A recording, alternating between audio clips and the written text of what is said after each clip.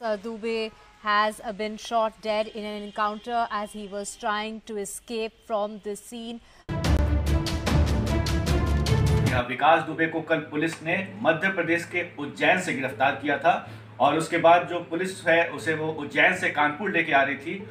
वो अब पुलिस का हथियार छीनकर भागने की कोशिश कर रहा था, उसी दौरान फायरिंग हुई है जिसमें विकास दुबे को गोली लगी है।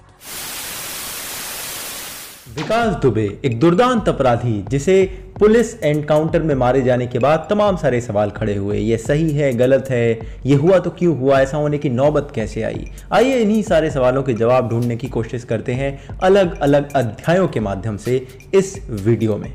अध्याय 1, एक नेता की हत्या। विकास दुबे की अगर आप हिस्ट्री देखने की शुरुआत करें तो 30 साल से लंबा इसका क्रिमिनल करियर रहा है और उसके ऊपर 60 से ज़्यादा केसेस हैं, जिसमें 5 मर्डर के केसेस हैं। और इसमें सबसे हाई प्रोफाइल मर्डर अगर मैं आपको बताऊं तो 2001 में एक बीजेपी लीडर का मर्डर इसने करा था, संतोष शुक्ला नाम के। विकास ने संतोष को पुलिस स्टेशन में जाकर पुलिस वालों के सामने गोलियों से भून दिया था। कुछ सालों बाद जब उसकी कोर्ट में पेशी हुई वहां पर उसे एक्विट कर दिया गया, यानी बरी कर दिया गया, क्योंकि इसके खिलाफ बोलने वाले विटनेसेस नहीं मिले थे। ध्यान दीजिए, ये मर्डर पुलिस की मौजूदगी में हुआ था मगर विटनेसेस नहीं मिले थे।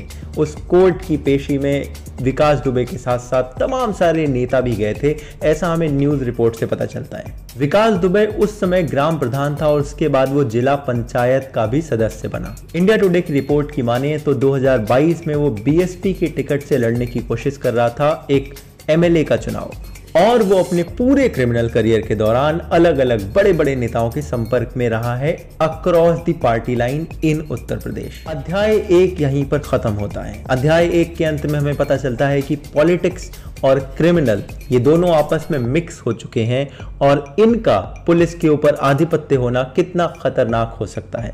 अध्याय 1 के अंत में हमें एक नेता की हत्या के बारे में भी पता चला। अब बात करते हैं अध्याय 2 के बारे में, पुलिस की हत्या। अध्याय 2 की शुरुआत होती है जब पुलिस विकास दुबे को अरेस्ट करने पहुंचती है तकरीबन 1 हफ्ते पहले। वहां पर उसके गांव में जब पुलिस पहुंची तो लाइट नहीं थी पूरे गांव में। सड़क के बीचों बीच एक जेसीबी मशीन खड़ी थी। पुलिस को अपनी गाड़ियां छोड़कर पैदल जाना पड़ा और पुलिसकर्मी जैसे जैसे आगे बढ़े उन्हें दिखा कि छतों पर लोग खड़े हुए हैं और कुछ छतों से बदमाशों ने फायरिंग करनी शुरू कर दी। इस फायरिंग में पुलिस के 8 जवान शहीद हो गए। इस फायरिंग का रीजन था कि विकास दुबे को पहले पता चल चुका था कि पुलिस उसे पकड़ने आ रही है। उसके पीछे की कहानी है कि पुलिस वालों ने ही उसे बताया था। उन 2 पुलिस वालों को पकड़ लिया गया है मगर अभी हमें नहीं पता कि यह नेक्सस कितना बड़ा होगा पुलिस के डिपार्टमेंट के अंदर ही। वो नेक्सस जो विकास दुबे की एक्टिवली मदद कर रहा था, इवन नोइंग कि इसकी मदद करने से हमारे खुद के पुलिसकर्मी शहीद हो सकते हैं। अध्याय 2 में हुई पुलिस की हत्या और यहां से सीख मिली कि हमारी पुलिस के पास इक्विपमेंट्स की कमी है। जब पुलिस उसे पकड़ने गई तो वहां पर वो अपने को बचाने के इक्विपमेंट नहीं ले जा सकी। वो ऐसे भी इक्विपमेंट, ऐसी गन्स नहीं ले जा सकी जो उस फायरिंग का वो बराबर जवाब देती। अध्याय 2 में हमें यह भी पता चलता है कि जब पॉलिटिशियंस और क्रिमिनल्स मिक्स हो जाते हैं तो वो पुलिस पर कितना भीषण नियंत्रण बनाते हैं कि वो पुलिस के रग रग से वाकिफ हो जाते हैं और पुलिस के लोग उन्हें एक्टिवली मदद करने को तैयार हो जाते हैं। अब चलते हैं अध्याय 3 की तरफ, कानून के लंबे हाथ और अर्ली इंसिनुएशन। अध्याय 3 में हमने देखा कि इस पूरी घटना के बाद विकास दुबे ऐसा बताया गया कि वो और उसके लोग नीचे उतर कर आए और जिन लोगों को उसने मार दिया था उन पर उसने धारदार हथियारों से हमला भी किया। कहते हैं कि इस तरह के हमले ज्यादातर नक्सलवादी लोग करते हैं और यूपी में ऐसा कम देखने को मिलता है। खैर, इसके बाद विकास दुबे और उसके साथी वहां से फरार हो गए। विकास दुबे को फरीदाबाद में देखा गया, फिर एनडीटीवी के इस आर्टिकल की माने तो वो राजस्थान के कोटा पहुंचा और वहां से उसने गाड़ी बुक करके उज्जैन की तरफ रवाना हुआ। इस बीच तमाम सारे लोगों ने अर्ली इंसिनुएशन करा। किसी ने कहा कि वो नेपाल चला गया है, किसी ने कहा उसका एनकाउंटर हो जाएगा, तो अर्नब ने उसका रिस्पॉन्ड देते हुए कहा, Now my question is, they put out encounter predictions. These sellouts. Where is the encounter? Ujjain के मंदिर के बाहर से विकास दुबे की गिरफ्तारी हो गई। गिरफ्तारी के पीछे भी कई सारी कहानियां हैं। कुछ लोग कहते हैं कि मंदिर में फूल बेचने वाले लड़के ने टिप ऑफ किया और फिर वहां के गार्ड्स ने उसे पकड़ा। यहां का एक वीडियो भी निकल कर आता है। विकास दुबे कानपुर वाला। कुछ लोग ये मानते हैं कि विकास दुबे ने खुद को सरेंडर करा था। सच्चाई क्या है हम पूरे तौर पर नहीं कह सकते। जहां एक और वो उज्जैन में गिरफ्तार हुआ, वहीं दूसरी तरफ उसके साथियों का एनकाउंटर शुरू हो गया। 3 लगभग साथी मारे जा चुके थे और बाकी 3 फरीदाबाद से गिरफ्तार हो चुके थे। अध्याय 3 की सीख है, पुलिस के हाथ लंबे होते हैं और अर्ली इंसिनुएशन नहीं करना चाहिए। अर्ली इंसिनुएशन क्यों नहीं करना चाहिए वो आपको अध्याय 4 में क्लियरली पता चलेगा। अध्याय 4, विकास दुबे का एनकाउंटर। विकास दुबे को एमपी से यूपी लाते समय पुलिस की अगर माने तो उसने गाड़ी पलट जाने पर वहां से भागने की कोशिश करी और उसके बाद पुलिस को मजबूरन उस पर फायरिंग करनी पड़ी, जिसमें उसकी मौत हो गई। इस पूरी कहानी में कई सारे प्लॉट होल्स भी हैं जो अलग अलग न्यूज मीडिया के चैनल के लोग अभी भी ढूंढने में लगे हुए हैं। खैर, जो भी इसे आप माने, आप सच माने या गलत माने, इस पर अभी डिटेल डिस्कशन करेंगे, मगर उससे पहले इंसिनुएशन की बात बताता हूं। अर्नब गोस्वामी जो कह रहे थे एनकाउंटर कहां है, उनका इंसिनुएशन गलत हो गया। कांग्रेस के लोग जब विकास दुबे गिरफ्तार हुए तो बताया जाने लगा कि विकास दुबे को तो बीजेपी बचा रही है, मगर जब विकास दुबे का एनकाउंटर हो गया तो कांग्रेस के लोगों ने कहा कि देखिए एनकाउंटर कर दिया अपने सबूत छिपाने के लिए। अब ये दोनों स्टेटमेंट्स पढ़ने के बाद समझ में नहीं आता कि कौन सी बात गंभीरता से लिखी गई और कौन सी बात बिना सोचे समझे। खैर, इसी कड़ी में मैंने भी एक ट्वीट करा था। मैंने भी कहा था बहुत सारे लोग कह रहे थे विकास दुबे का एनकाउंटर होगा, देखिए वो गिरफ्तार हो गया। अर्ली इंसिनुएशन, बाद में पता चला कि उसका एनकाउंटर हो गया। खैर, एनकाउंटर होने के बाद एनकाउंटर को जो लोग सही मानते हैं कि सच का एनकाउंटर हुआ, सच में वो भागा गाड़ी से और पुलिस को मजबूरन गोलियां चलानी पड़ी, उनके बारे में तो बात नहीं करेंगे। मगर ऐसी एक बड़ी जनता है जो शक दिखाती है कि क्या ये एनकाउंटर स्टेज एनकाउंटर था।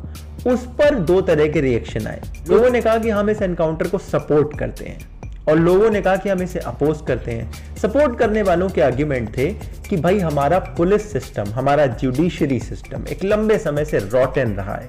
ये इंसान भी तो कितने मर्डर करके खुला घूम रहा था। अच्छा है मार दिया गया, कम से कम कहीं तो जस्टिस डिलीवर हुआ। जो लोग इस एनकाउंटर का अपोज करते हैं वो ये कहते हैं इस एनकाउंटर के होने से हमें ये कभी नहीं पता चलेगा कि कितने और लोग थे पुलिस के अंदर जो उसके मुखबिर थे। ये नेक्सस कितना बड़ा था, इस नेक्सस में कौन कौन पॉलिटिशियन एक्टिवली इन्वॉल्व था जो इतने लंबे समय से इस इंसान को जेल के बाहर रख पाया और बचाता रहा। ये बहुत सारे सवाल हैं जो विकास दुबे के साथ चले जाएंगे। अब इस आर्ग्यूमेंट को काउंटर करते हुए एक और आर्ग्यूमेंट आता है कि भाई ऐसे कितने लोग तो हमने जेल में बिठा रखे हैं, क्या उन्होंने कभी अपने मुंह खोले? तो काउंटर करते हुए आर्ग्यूमेंट आता है कि भाई उन्होंने मुंह नहीं खोला, इसका मतलब ये नहीं कि हम कोशिश करना बंद कर दें। विकास दुबे को पकड़ते और उससे मुंह खोलवाते, अगर नहीं खोलता तो जैसे उसने आज गन छीनी है, हो सकता है 6 महीने बाद गन छीनने की कोशिश करता। चीजें थोड़ा डिले करके, थोड़ा प्रयास करके की जा सकती थी और एक बड़ा नेक्सस खोलने की कोशिश की जा सकती थी जो कहीं ना कहीं मिस हो गई। ये आर्ग्यूमेंट रखते हैं वो लोग जो इस एनकाउंटर को अभी सपोर्ट नहीं करते। तो ये दोनों मैंने आपको आर्ग्यूमेंट बताए। अच्छा, ये एनकाउंटर वाली बात भी बड़ी इंटरेस्टिंग है। कई सारे लोग जो क्लियरली एनकाउंटर को सपोर्ट करते हैं वो एक चीज भूल जाते हैं कि विकास दुबे क्रिमिनल था, उसे मार दिया, आप अभी सपोर्ट कर रहे हो।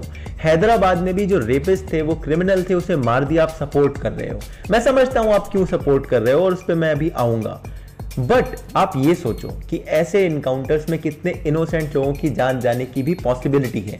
बट आप ये बताओ, अगर ये इनकाउंटर सजा देने का तरीका बन गया और ऐसे में इनोसेंट लोगों की जाने जाने लगी तो उसका जिम्मेदार कौन होगा?